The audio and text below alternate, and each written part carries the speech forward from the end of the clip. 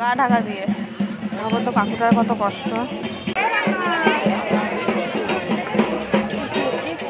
Hello বন্ধুরা, welcome back to my channel. কেমন আছো তোমরা? আশা করি তোমরা সবাই খুব ভালো আছো, আমিও খুব ভালো আছি। আজকে ভিডিওটা শুরু করছি মেলার থেকে। হ্যাঁ, আমি চলে এসেছি চড়ক মেলাতে, চড়ক দেখতে। তো আমার সাথে আছে শানু, আরও দুজন আছে, তারা হচ্ছে রিমা আর একটা বোন। তো আমি দেখো এই চড়ক মেলায় এসেছি। চড়ক মেলাটা হচ্ছে পান্থপাড়ায়। আমার তো ভীষণই ভয় করছিল যে কি হবে না হবে, না কীভাবে কাটা খেলবে বা বড়শি পিঠে নেবে। আমার তো ভীষণই ভয় লাগে, আমি যার জন্য কোনো বছর না এই চড়ক মেলা দেখতে যাই না। তো দেখো তোমাদের তারপর ভাবলাম একটু মেলাটা ঘুরিয়েই দেখিয়ে দিই। তো দেখো এখানে কত রকমের স্টল দিয়েছে, ফুচকা, তারপরে এগ রোল, ঘুগনি, আরও অনেক রকমের খাবারের স্টল রয়েছে। তো শানু বললো তো চলো আমরা একটু ঘুরে ঘুরে দেখি কোথায় কী আছে। না চলো, আইসক্রিমও আছে। আর যাও এখানে মকটেলেরও স্টল দিয়েছিল, কিন্তু আমি মকটেল না খেতে পছন্দ করি না অতটা, যার জন্য আমি খাইনি। আর দেখো আমি শুধু খেলনা দেখে বেড়াচ্ছিলাম। শানু বলছে কি তুমি খেলনা নিয়ে কী করবা, তুমি কি ছোটো বাচ্চা? আমি বললাম দাও দেখি হয়েছে কিনে দিলে। তো শানু বললো থাক, তোমার খেলনা কিনতে হবে না, তুমি চলো, তোমাকে আমি কিছু খাওয়াচ্ছি। ঠিক আছে চলো। তো দেখো তারপরে হেঁটেই যাচ্ছি আর আমি সব দেখো এখানেও ক্লিপ বিক্রি হচ্ছে। আমি তো ভাবছিলাম যে আমাকে একটা কিছু কিনে দিই, কিন্তু বিশ্বাস করো মেলা থেকেও আমাকে কিছু কিনে দিতে চায় না, আর আমারও ভালো লাগে না। ওই যে দেখতে পাচ্ছ মকটেলের কাউন্টার, মানে স্টল। তো মকটেলের স্টল দিয়েছে, খুব লাইটিং হচ্ছে। তো আমি ওখানেই যাচ্ছি এখন দেখার জন্য যে কীরকম সাজিয়েছে। দেখলাম ভালোই লাগছে, মোটামুটি কম বেশি ভালোই লাগছে দেখো। কিন্তু দুঃখের বিষয় আমি মকটেল খেতে অতটা পছন্দ করি না। তো যাই হোক, তারপরে দেখো এখানে জিলেপি, নিমকি, তারপর মালপোয়ার দোকান রয়েছে। তো জিলেপি দেখে তো আমি দাঁড়িয়ে পড়ছিলাম। শানু বলে তুই যাবি এখান থেকে? আমি বললাম কেন এরকম করছো তুমি?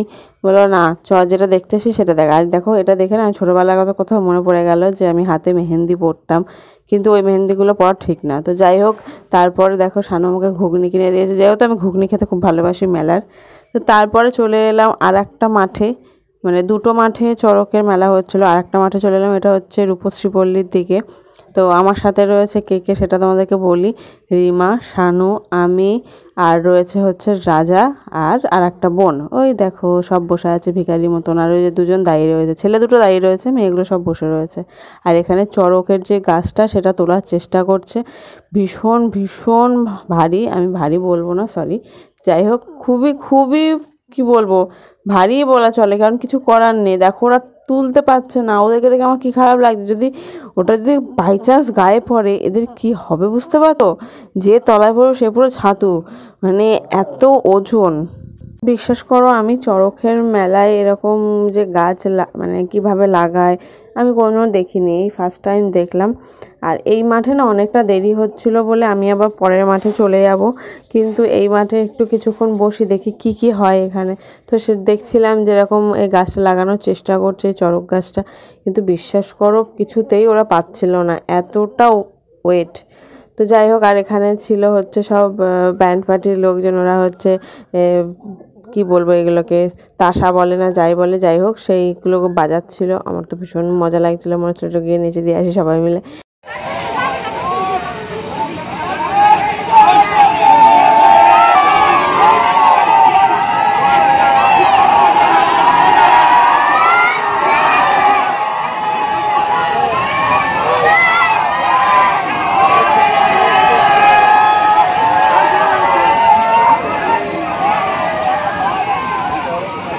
বলে না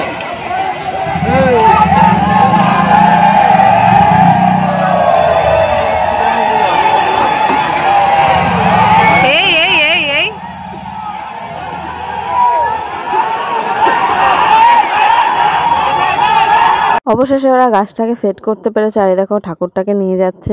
আমি জানতাম না যে কোনো ঠাকুর পুজো হয়। তারপরে আমাকে রিমাও বললো যে হ্যাঁ ঠাকুর পুজো হয়তো, নাহলে চড়ক ঘুরবে কী করে, এই পুজো হবে তারপরে গিয়ে সবাই চড়কে ঘুরবে। আমি বললাম ও তাই আমি ঠাকুরটাকে বললাম চলো শানু দেখে আসি, কারণ আমরা যেখানে দাঁড়িয়েছিলাম না সেখানে পিছন দিক হয়েছিল ঠাকুরের, আমি মুখটা দেখতে পাইনি। তো দেখো এখানে রয়েছে শিব আর পার্বতীর মানে কি বলে ওটা আদিশক্তি বা সামথিং কি বলে জানি না আমি ঠিক, যাই হোক সেটা মানে এক সাইডে শিব এক সাইডে হচ্ছে পার্বতী। আমার খুব ভালো লাগছিলো দেখতে। আমার তো মনে হচ্ছিল আমি দাঁড়িয়েই থাকি, আমি ওদের সাথে না মনে মনে কথা বলছিলাম যে ভালো রেখো। তো যাই হোক তারপর চলে এসেছি আমি অন্য আর একটা মাঠে, মানে যেই মাঠে আমি প্রথমে ছিলাম। তো দেখো সেই মাঠে দেখি এসে সেই পিঠে বড়শি লাগিয়ে এখন এরা সব ঘুরবে চড়কে। আমি ওই দেখে আমি শানুকে বলছি বাবা আমি তো দেখতে পারবো না। শানু বলছি কিচ্ছু হবে না, ভয় পেও না, চুপচাপ, কিচ্ছু হবে না। এবার দেখো এখানে সবাই মানে বড়শি লাগিয়েছে পিঠে, এখন হচ্ছে ওরা দড়িতে সেট করে দিচ্ছে যাতে এরা ঘুরতে গেলে এদের অসুবিধা না হয় ঘুরলে। আর দেখো আর একজনের পিঠেও বড়শি। বাবা এইসব দেখে আমার গায়ের মধ্যে কেমন হচ্ছিল, কারণ আমি না এইসব দেখতে পারি না। আমি যার জন্য কোনো চড়ক মেলায় যাই না এই সব দেখতে হবে বলে, মানে এতটা আমার ভয় লাগে। আর রাত্রি 10টা বেজে যাচ্ছে, আমি তাও বললাম দাঁড়াও একটু দেখে নিই। শানু বললো চলো, আমি বললাম দাঁড়াও একটু দেখে নিই। তো শানু বললো ঠিক আছে চলো দেখি। আমি মানে বিশ্বাস করবে না আমার সেই গায়ের মধ্যে কীরকম একটা হচ্ছে। আমি ভাবছি কখন এখান থেকে বেরোবো, কিন্তু আবার একটু ইচ্ছাও হচ্ছে একটু দেখি, কারণ তোমাদেরকে দেখাবো না এটা হতেই পারে না, কারণ আমার রানাঘাটের মানে এত সুন্দর একটা অনুষ্ঠান, সেটা তোমাদেরকে না দেখালে আমার শান্তি হবে না। ওই জন্য বললাম তোমাদেরকে একটু দেখাই, যার জন্য আমি ভিডিও করবো বলে দাঁড়িয়ে পড়লাম। আর দেখো এখানে ঘোরা শুরু হয়ে গেছে, একজন তো নমস্কারই করছে আর একজন তো মনের আনন্দে ঘুরছে, কিন্তু একজনের জানো তো পিঠ দিয়ে রক্ত বেরিয়ে গেছিলো। আমার ওখানে ওটা দেখে আরও খুব খারাপ লাগছিলো যে এত কষ্ট করে এই পুজোটা করে ওরা, কিন্তু বিশ্বাস করো আবার ভালোও লাগছিলো যে আমি তো এসব দেখি না। একবার দেখেছিলাম, দেখে না আমি দেখতে পারিনি, চলে এসে না, তখন অনেকটা ছোট ছিলাম, কিন্তু এখন বড় হয়েছি, বড় হয়ে একটু দেখতে তো হবেই, না দেখলেও হয় না। তো যাই হোক ওই মাঠে এরকম পুজো হচ্ছে, পুজো ওদের হয়ে গেছে, হয়ে গিয়ে চড়কটা শুরু করেছে। আমার ভীষণই ভালো লাগছিলো দেখতে, বিশ্বাস করো। আর খুব খারাপও লাগছিলো যে এরকম এদের পিঠ দিয়ে রক্ত বেরোচ্ছে, কিন্তু কিছু করার নেই, ওদের তো এটা করতেই হবে।